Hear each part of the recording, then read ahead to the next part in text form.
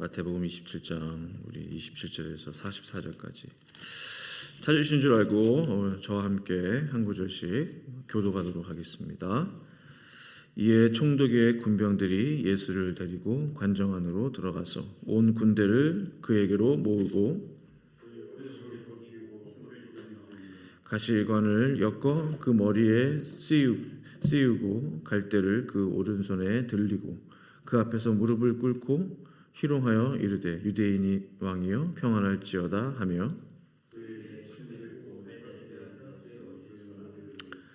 희롱을 다한 후 홍포를 벗기고 도로 그의 옷을 입혀 십자가에 못 박으려고 끌고 나가니라.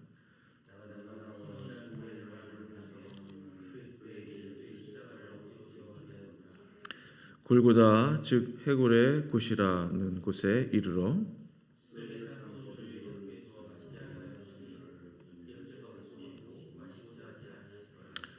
그들이 예수를 십자가에 못 박은 후에 그 옷을 제비 뽑아 나누고 그 머리 위에 있는 유대인의 왕 예수라 쓴 죄패를 붙였더라.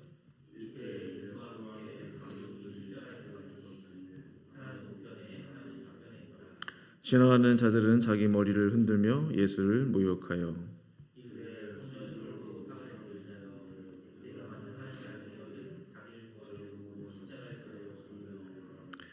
그와 같이 대제사장들도 서기관들과 장로들과 함께 희롱하여 이르되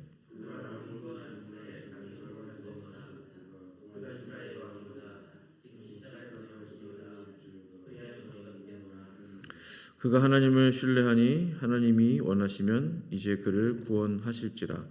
그의 말이 나는 하나님의 아들이라 하였도다 하며 함께 십자가에 못 박힌 강도들도 이와 같이 욕하더라. 아멘. 네, 이제 우리 이영주 목사님 나오셔서 마지막 시험이라는 제목으로 하나님 말씀 증거해 주시겠습니다.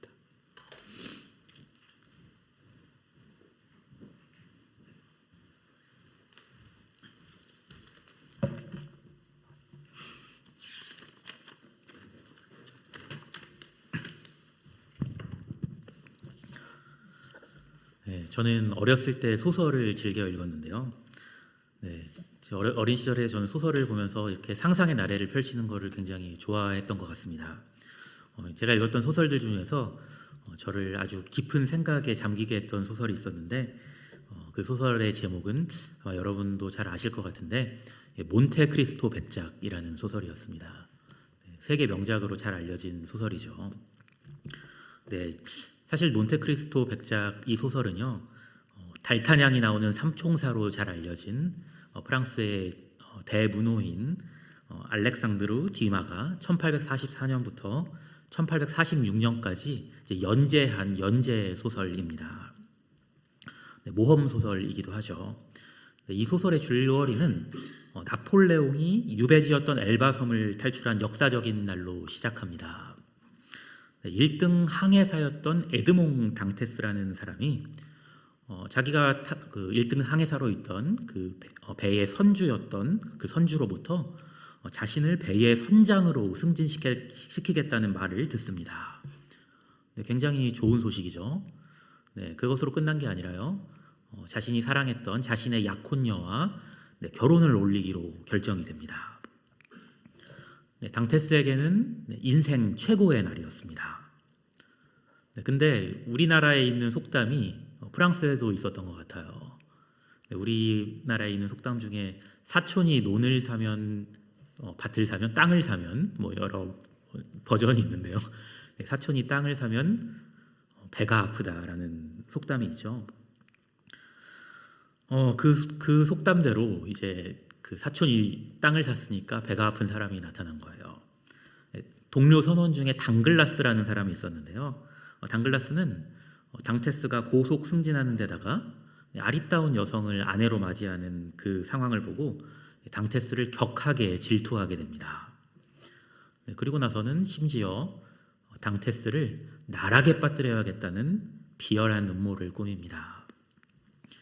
당테스와 결혼하게 된 약혼녀를 흠모하던 페르낭 몬데고라는 사람이 있었는데 그 페르낭 몬데고를 만나서 익명으로 당테스를 반역자로 고발하도록 부추깁니다. 당테스의 인생 최고의 날, 결혼식 날에 그 결혼식장에 갑자기 많은 무리가 몰려와서 당테스를 체포합니다. 그 자리에는요, 이 비열한 음모의 내막을 알고 있던 사람도 있었어요. 그러나 그도 당테스를 질투했기에 입을 다뭅니다. 붙잡혀온 당테스를 재판해야 할 마르세유의 검사 대리인인 빌포르는 당테스를 재판하는 과정에서 자신의 가족이 위협당할 것을 우려해서 당테스를 재판하지도 않고 곧바로 종신형을 내려서 아무도 빠져나온 적이 없는 악명 높은 이프 성체 감옥으로 끌고 가서 당테스를 가두어 버립니다. 그리고 그곳에서 종신형에 처해진 당테스는 6년간이나 독방에 갇혀서 지내다가 자살을 기도하게 됩니다. 읽어보신 분도 계실 거고 처음 듣는 분도 계실 건데요. 이 이야기를 들으면서 여러분은 어떤 생각, 어떤 마음이 드시나요? 어린 시절 저는 이 이야기를 읽으면서 저도 모르게 몸서리가 쳐졌습니다. 내가 이런 억울한 일을 당한다면 나는 인생을 포기하지 않을 수 있을까를 생각하니까 그랬습니다. 그리고 그 후에 인생을 살아가다 보니까 억울한 일들을 겪을 일들이 자연히 생겼고요. 그때마다 어린 시절 이 소설의 이야기를 읽었을 때 그랬듯이 몸서리가 쳐지는 것을 경험하게 되었습니다. 여러분이 불행한 일, 그것도 억울하게 그렇게 불행한 일들을 겪으실 때 어떤 감정을 느끼시나요? 에드몽 당테스는 자기에게 누명을 씌우고 자신의 인생을 불행하게 한 사람들에게 복수할 힘이 자신에게 없음을 원통하게 여깁니다. 그래서 그 6년간의 독방 생활을 마치고는 아니죠. 6년간의 독방 생활을 하다가 결국 더 이상 버텨내지 못하고 그 자살하려고 결심한 그날 감옥 안에서 만난 그 옆방의 죄수였는데요. 한 신부였어요. 그 신부를 만났는데 그 신부가 자신에게 힘과 부 그리고 명예를 줄 수 있다는 사실을 깨닫고는 그에게서 그의 지혜를 배우고 그리고 그의 지혜를 빌려서 그 힘을 얻어서 이프 성체 감옥을 탈출해서 신부에게 배운 대로 부와 명예를 쟁취해서 자신에게 누명을 씌운 사람들을 찾아가서 복수극을 벌입니다. 굉장한 인기를 그 시대에 끌었다고 해요. 그리고 이제 100년이 훌쩍 지나서 또 제가 이 소설을 읽었으니까 얼마나 큰 인기를 누렸던 소설인지 알 수 있죠. 이 소설이 그 당시에 그리고 시대를 뛰어넘어서 많은 인기를 끈 것은 아마도 억울함의 치를 떨어본 경험이 있는 독자들에게 대리만족을 주었기 때문일 겁니다. 오늘은 예수님께서 붙잡히시고 고문을 당하시고 또 희롱을 당하시다가 십자가에 못 박혀 돌아가신 성금요일입니다. 지금 이 시간이 새벽인데요. 들리시죠? 새벽이라서. 오늘 이맘때쯤 성금요일 새벽에 예수님께서는 결박된 채로 끌려가서 총독 빌라도 앞에 서십니다. 그렇게 빌라도 앞에 서시기까지 무슨 일이 있었습니까? 불과 며칠 전에요. 예수님께서는 인생 최고의 날이라 불릴 만한 그러한 일을 겪으셨습니다. 불과 닷새 전에 우리 모두는 이곳에서 종려주일을 보냈죠. 종려주일에 예수님께 무슨 일이 있었습니까? 나귀를 타고 예루살렘에 입성하시는 예수님께 수많은 무리가 몰려와서 호산나 소리를 높여서 찬양하며 예수님께서 지나가시는 길에 종려나무 잎사귀를 깔고 또 옷을 벗어서 깔았습니다. 저는 그 장면을 상상하니까요, 에스더서에 등장하는 모르드게의 모습과 겹쳐서 보였어요. 자신의 목숨을 구해준 모르드게에게 왕이 가장 영광스러운 경험을 선사하고자 했던 일이 무엇인가요? 네, 모르드게를 말에 태워서 환호하는 사람들 앞을 지나게 하지 않았습니까? 그 모르드게를 바라보면서 질투심에 이를 갈았던 그 당시 총리 하만과 같은 사람들이 예수님 옆에도 있었습니다. 그들의 질투심이 이 새벽에 예수님을 로마 총독 빌라도 앞에 서시게 합니다. 빌라도 앞에서 자신을 거짓된 말들로 고발하는 대제사장들과 장로들을 보시면서 예수님은 과연 어떤 감정을 느끼셨을까요? 그러나 놀랍게도 예수님께서는 그들 앞에서 한마디도 하지 않으셨다고 성경은 말씀합니다. 누가 봐도 명백한 누명을 쓴 것이 분명했습니다. 그러면 재판관인 빌라도가 공정하게 재판을 해서 풀어줘야 하지 않겠습니까? 그런데 빌라도는요, 자신의 신변에 위협이 될까 두려워서 공정한 재판을 하는 것이 아니라 오히려 극악범이었던 바라바를 풀어주고 십자가에 못 박아야 한다고 소리치는 군중의 말을 따라서 예수님을 채찍질하고 십자가에 못 박히도록 군중에 내어줍니다. 오늘 본문은 그 판결로 총독의 군병들에게 예수님께서 끌려가시는 장면으로 시작합니다. 이렇게 시작하죠. 이에 총독의 군병들이 예수를 데리고 관정 안으로 들어가서 온 군대를 그에게로 모으고 그의 옷을 벗기고 홍포를 입히며 가시관을 엮어 그 머리에 씌우고 갈대를 그 오른손에 들리고 그 앞에서 무릎을 꿇고 희롱하여 이르되 유대인의 왕이여 평안할지어다 하며 그에게 침 뱉고 갈대를 빼앗아 그의 머리를 치더라. 희롱을 다한 후 홍포를 벗기고 도로 그의 옷을 입혀 십자가에 못 박으려고 끌고 나가니라.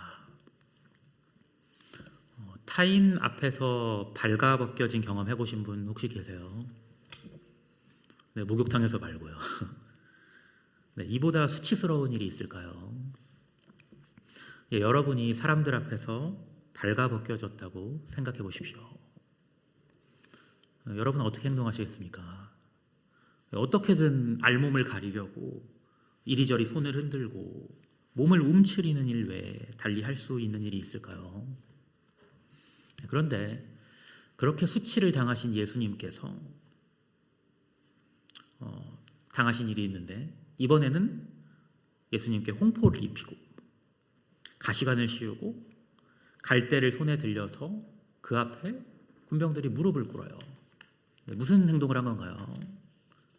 유대인의 왕이라며 왕처럼 입혀주고 무릎 꿇을 테니까 왕 행세 한번 해봐. 이렇게 잔뜩 수치를 당하신 예수님께서 이렇게 또 희롱과 조롱을 당하시는 겁니다. 그러면서 예수님께 침을 뱉고 또 손에 들려줬던 갈대를 빼앗아서 예수님의 머리를 칩니다. 그렇게 희롱을 다한 후에는 이제 홍포를 벗기고 도로 예수님께서 원래 입으셨던 피에 절은 옷을 입혀서 십자가에 못 박으려고 끌고 갑니다. 불과 며칠 전에 호산나 다윗의 자손이여 찬송하리로다. 주의 이름으로 오시는 이여 가장 높은 곳에서 호산나. 이렇게 환호하던 사람들이 억울한 누명을 쓴 자신에게 십자가에 못 박혀야겠나이다. 소리 지르는 모습을 보신 직후에 이렇게 수치와 모욕을 그리고 조롱을 당하신 예수님께서는 어떤 감정이셨을까요? 죽고 싶은 마음 아니셨겠어요? 그런데 여기서 우리가 흔히 간과하는 사실이 하나 있습니다. 힘이 없어서 이프성체 감옥에 자신의 의지와 상관없이 무기력하게 끌려갔던 에드몽 당테스와 예수님의 차이가 있거든요. 당테스가 자신의 억울한 상황을 타개하기 위해 갈망했던 그 힘을 예수님께서는 억울하게 체포되셨을 때부터 그리고 그에 이어서 수치와 조롱과 모욕을 당하시던 모든 순간들에 이미 가지고 계셨다는 사실입니다. 예수님께서 감람산에서 칼과 몽치를 든 무리에게 붙잡히셨던 날 무슨 일이 있었나요? 예수님과 함께 있던 한 사람이 예수님을 붙잡으려고 달려들었던 대제사장의 종을 어떻게 하죠? 쳐서 그의 귀를 떨어뜨려요. 그때 예수님께서 뭐라고 하시나요? 잘했다고 하셨나요? 오히려 자신을 위해서 자신에게 달려든 그 사람의 귀를 쳤던 그 사람을 향해서 이렇게 말씀하세요.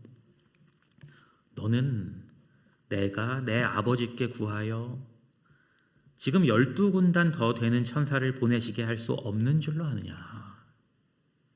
네, 억울하게 붙잡히시지 않을 수 있었습니다. 그 힘이 있으셨어요. 그러면 왜 그 힘을 예수님께서는 사용하시지 않으셨나요? 내가 만일 그렇게 하면 이런 일이 있으리라 한 성경이 어떻게 이루어지겠느냐 하시더라. 예수님께서 공생의 사역을 시작하시면서 처음으로 겪으신 일이 무엇이었나요?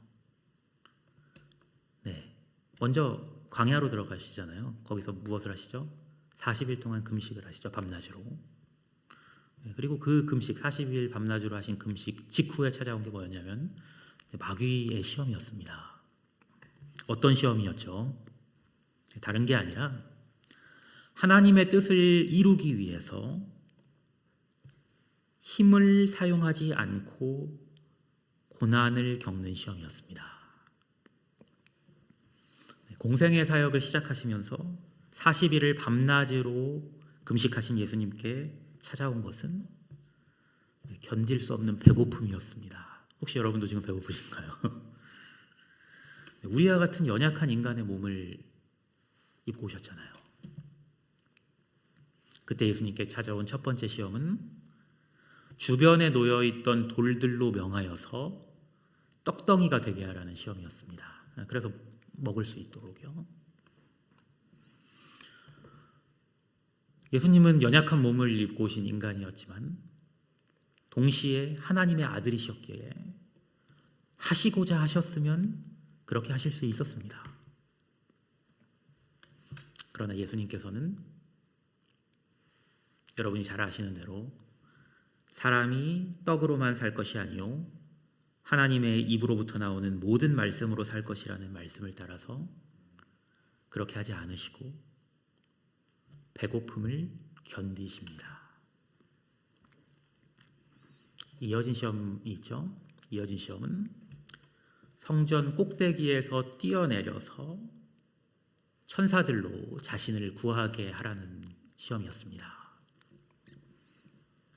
예수님께서는 어떻게 하시나요? 이 시험에 어떻게 반응하시나요? 주 너의 하나님을 시험하지 말라는 말씀을 따라서 성전 꼭대기에서 뛰어내리지 않으십니다. 그렇게 하셨으면 천사들이 자신을 구원해 줄 거라는 걸 아시면서도요. 세 번째 시험이 뭐였죠? 마귀에게 경배하라. 그러면 모든 영광을 주겠다는 시험이었죠. 그때 예수님께서 단호하게 말씀하십니다. 사탄아 물러가라. 기록되었으되 주 너의 하나님께 경배하고 다만 그를 섬기라 하였느니라. 공생애의 마지막 날을 보내고 계신 오늘 이 순간에도 예수님께서는 공생애를 시작하셨던 날부터 받으셨던 시험을 여전히 받고 계셨습니다. 억울하게 붙잡히시지 않을 수 있었습니다. 거짓 고소를 하는 사람들을 물리치실 수 있었습니다. 그리고 수치와 조롱, 모욕을 안 당하실 수 있었습니다. 그러나 예수님께서는 다 당하십니다. 왜 그러셨을까요? 오늘 본문 34절을 보시면 그 답을 찾을 수가 있습니다. 제가 읽어드리겠습니다. 쓸개 탄 포도주를 예수께 주어 마시게 하려 하였더니 예수께서 맛보시고 마시고자 하지 아니하시더라. 온몸이 만신창이가 되어서 그 어느 때보다 목이 타셨을 예수님께서 왜 포도주를 안 마시셨을까요? 왜 포도주가 맛이 없어서 그랬을까요? 40일을 광야에서 금식하시고 그 어느 때보다 줄이셨을 예수님께서 돌들을 명하여 떡이 되게 하지 않으신 이유와 동일한 것 같습니다. 아버지의 뜻을 이루기 위함이었습니다. 잡히시기 전 제자들과의 마지막 만찬의 자리에서 포도주를 마시시면서 예수님께서 이렇게 말씀하셨거든요. 내가 포도나무에서 난 것을 이제부터 내 아버지의 나라에서 새 것으로 너희와 함께 마시는 날까지 마시지 아니하리라. 예수님께서는 이 땅에서 가장 억울하고 또 가장 힘겨운 일을 겪으신 그 순간에도 천국을 바라보고 계셨습니다. 천국에서 새 포도주를 마실 날을 소망하셨기에 이 땅에서 목을 축이기를 포기하셨던 겁니다. 오늘 본문을 보시면 십자가에 못 박혀 고통당하시는 우리 주님께 지나가는 자들이 자기 머리를 흔들면서 모욕을 합니다. 어떻게 모욕을 하나요? 성전을 헐고 사흘에 짓는 자여, 내가 만일 하나님의 아들이어든 자기를 구원하고 십자가에서 내려오라. 공생애를 시작하셨을 때 성전 꼭대기에서 뛰어내리라는 마귀의 시험과 동일한 시험이었습니다. 그렇게 십자가에서 내려오실 수 있었습니다.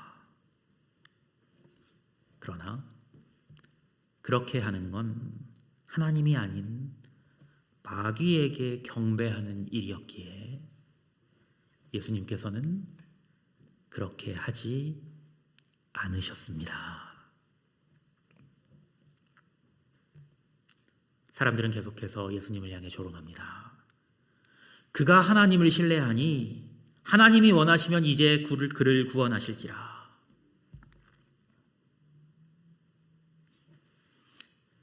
이 조롱의 말이 현실이 됩니다.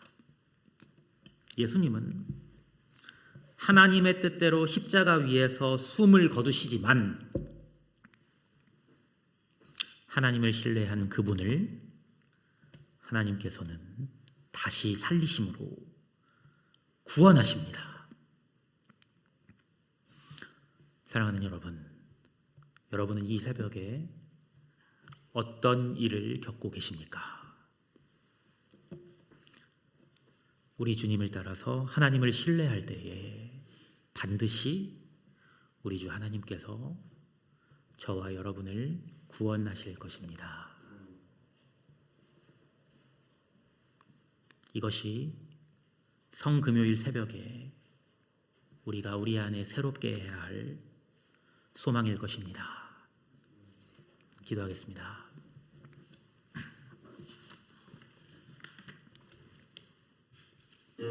하나님 아버지, 오늘도 이렇게 저희에게 새로운 생명과 호흡을 허락하셔서 이 새벽에 아버지께 나와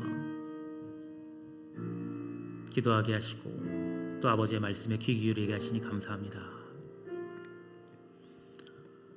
이 새벽에 예수님께서 당하신 고난을 묵상하며 저희도 마침내 구원하실 하나님의 그 섭리를 생각하며 소망을 가지고 우리 주님을 따라서 이 세상을 살아가게 하시기를 구합니다.